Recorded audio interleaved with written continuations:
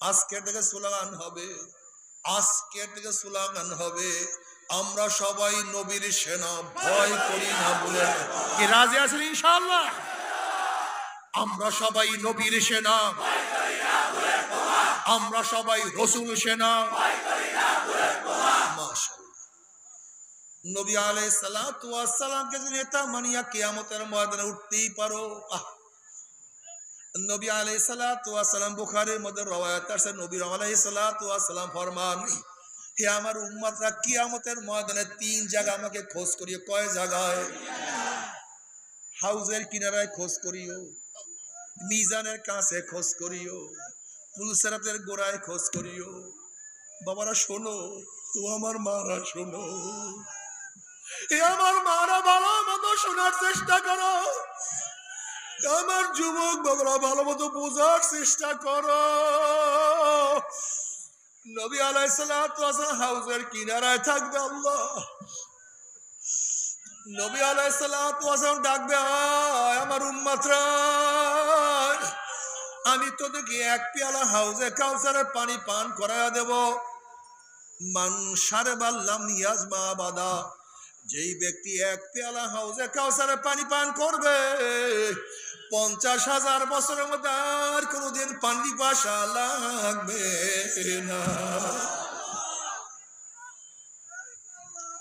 নবী আলাইহিস সালাতু ওয়াস সালাম ফরমান, আমাকে যেই হাউজ দান করা হবে, বসরা থেকে সানা পর্যন্ত তার চওড়া হবে, গোটা 5টা মণিমুক্তা দ্বারা খচিত হবে। হাউজের পানি দুধের চেয়েও সাদা হবে, মধুর চেয়ে 1000 কোটি গুণ স্বাদ লাগবে, মিশকুম আম্বরের চেয়ে 1000 গুণ বেশি ঘ্রাণ হবে। একবার পান করলে 50,000 বছরের মধ্যে পানি পেশা লাগবে না। আমার নবী ডাক দেবে, আমার উম্মতরা, আমি তোদেরকে এক পেয়ালা হাউজে কাউসারের পানি পান করাইয়া দেব, আর তোদের পানি পেশা লাগবে না। সবাই দৌড় দিবে। কিয়ামতের ময়দানের অবস্থা কত কঠিন আমার মাওলা ছাড়া তো কেউ জানে না। কত যে কঠিন, কত। সবাই দৌড় দিবে। গেটের মধ্যে একদল ফেরেশতারা একদল মানুষকে আটকায় ফেলাইবে, সামনে যাওয়ার অনুমতি। হে আমার ছাত্র, একটু খেয়াল করিয়া দেখো, তোমাকে কোন একটা বাঘ তাড়া করতে আছে। তুমি দেখতে আছো বিল্ডিং এর দরজা খোলা, ওই বিল্ডিং এর দরজার মধ্যে ঢুকতে বলে বাঘের আক্রমণ থেকে বাঁচিয়া যাব। তুমি জোরে দৌড় দিছো বিল্ডিং এ ঢোকার জন্য।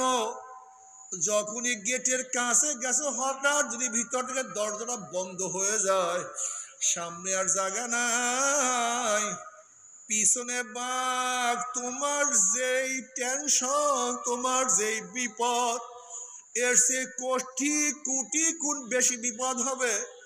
পিছনে কিয়ামতের ময়দান, সামনে নবীর দরজা খোলা ছিল, যদি দরজার মধ্যে ঢুকিয়া যায় আমি বাঁচিয়া যাই। কিন্তু যখনই দরজার কাছে আসবো, হঠাৎ যদি দরজা বন্ধ হয়ে যায়, সামনে আর যাওয়ার জায়গা নাই, পিছনে কিয়ামত খুবই মারাত্মক।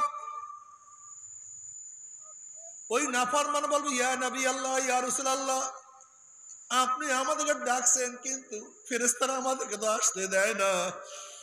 নবী আলাইহিস সালাতু ওয়াস সালাম সারিয়া দাও, এ ফেরেশতা আমার উম্মতকে কেন আটকাইছো?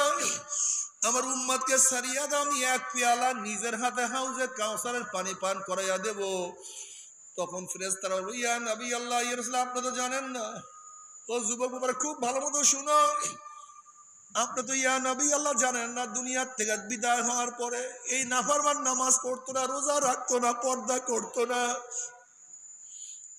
মদ পান করতো, গাঁজা সেবন করতো, আপনার বিরুদ্ধে কত স্লোগান দিত, আপনার নীতি আদর্শ পছন্দ করতো না, আপনাকে ওরা নেতাও মানতো না, বরং আপনাকে যারা নেতা মানত, আপনার অনুসরণ যারা করতো, তাদেরকে কত টিটকারি, কত ফাইজলামি, কত অপমান, কত অপদস্থ, কত আঘাত করতো। দিনকে পরিবর্তন করিয়া ফেলাইছে। এই কথা শোনার সাথে সাথে নবী আলাইহিস সালাতু ওয়াস সালাম কলিজায় দাগ লাগিয়া যাবে। নবী আলাইহিস সালাতু ওয়াস সালাম কলিজা মোবারকে কষ্ট লাগিয়া যাবে। অমনি আমার নবী আলাইহিস সালাতু ওয়াস সালাম বলবেন সুকান সুকান সুকান, দূর হ দূর হ দূর হ, তোরা আমার উম্মত না।